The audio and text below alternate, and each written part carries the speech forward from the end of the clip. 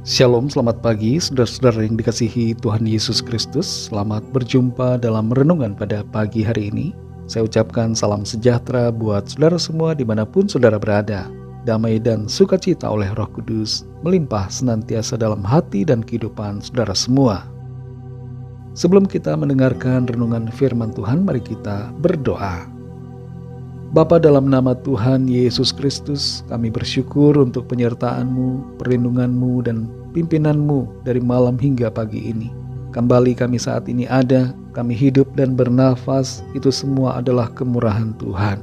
Dan kami percaya Tuhan memimpin kami masuk dalam rencana-Mu yang baik di sepanjang hari ini.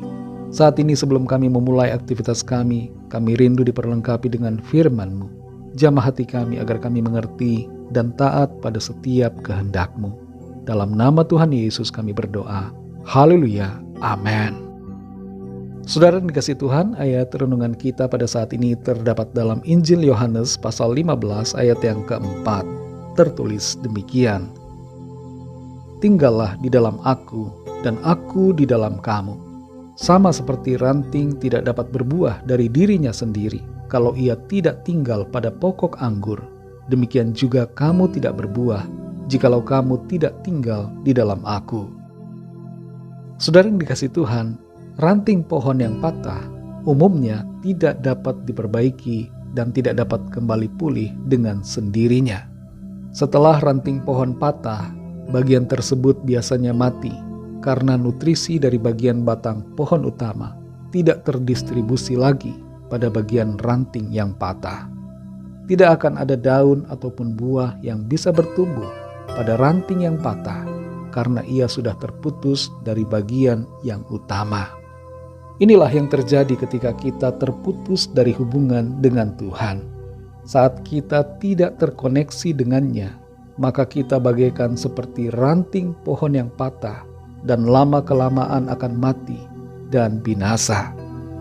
Perumpamaan tentang pohon anggur dan ranting dalam Yohanes 15 ini memberikan gambaran yang kuat tentang hubungan yang erat antara kita dengan Tuhan Yesus. Dalam ayat ini Tuhan mengajak kita untuk tinggal di dalam Dia dan membiarkan Dia tinggal di dalam diri kita.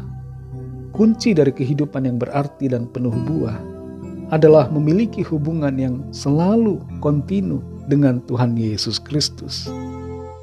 Beberapa hal penting dari ayat-ayat ini yang menjadi rema buat kita semua adalah: yang pertama, pentingnya kesatuan kita dengan Tuhan. Tuhan Yesus mengatakan bahwa kita harus tinggal di dalam Dia dan Dia tinggal di dalam kita. Ini bukanlah sebuah panggilan untuk menjalani kehidupan yang agamis, tapi panggilan untuk hidup dalam kasih karunia-Nya yang menyelamatkan. Beragama itu baik, tapi beragama tanpa iman kepada Kristus adalah ibarat seperti ranting yang patah dan tidak akan berbuah, malah justru akan mati dan dibakar di dalam api. Yang kedua, kita perlu bergantung selalu kepada Tuhan yang adalah sumber kehidupan.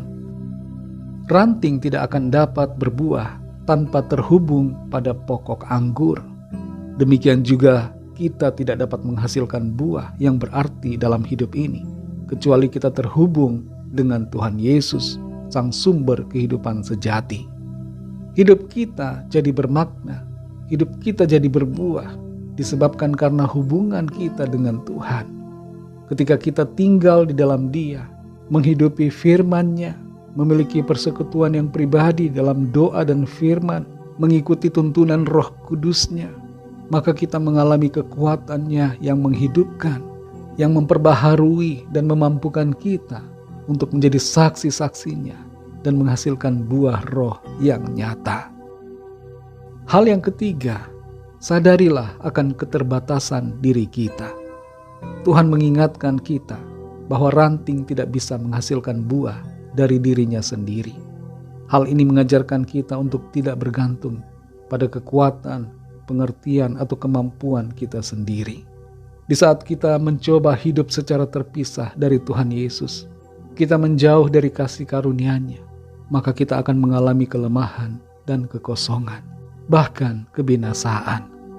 Hanya di dalam Tuhan Yesus kita mengalami pertumbuhan rohani, buah roh yang melimpah, kemenangan, dan kehidupan.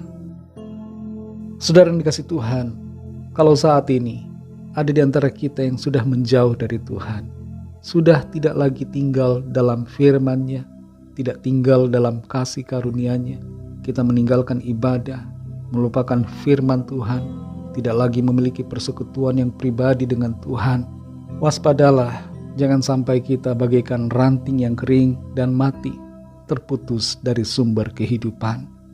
Mari tetap menempel pada pokok utama yang memberikan kehidupan kepada kita, yaitu Tuhan Yesus Kristus, sumber keselamatan dan kehidupan yang kekal.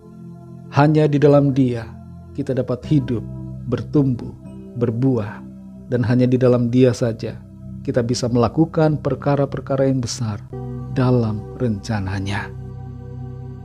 Mari kita berdoa. Bapa, dalam nama Tuhan Yesus Kristus, kami bersyukur untuk firman-Mu yang sudah kami dengar. Firman-Mu yang mengajar kami supaya kami selalu tinggal di dalam kasih karunia-Mu, tinggal di dalam Engkau ya Tuhan, tinggal dalam iman percaya yang sungguh kepadamu, memiliki persekutuan yang pribadi dan erat denganmu, dalam doa, firman, dan ketaatan. Tolong kami Tuhan, supaya kami setia dan setia selalu, untuk tetap berada dalam kasih karunia-Mu, tidak meninggalkan Tuhan, tapi selalu ada di dalam Engkau ya Tuhan Yesus. Berkatilah kami Tuhan di sepanjang hari ini, dalam segala aktivitas kami, dalam tugas, pelayanan, dan semua yang kami lakukan. Biarlah dalam semuanya itu, nama Tuhan senantiasa kami muliakan. Kami berdoa bagi yang sakit dan yang sedang dalam pergumulan, agar Tuhan menjamah dan menyembuhkan, memberikan kuasa, mujizat, pertolongan-Mu yang ajaib bagi setiap kami.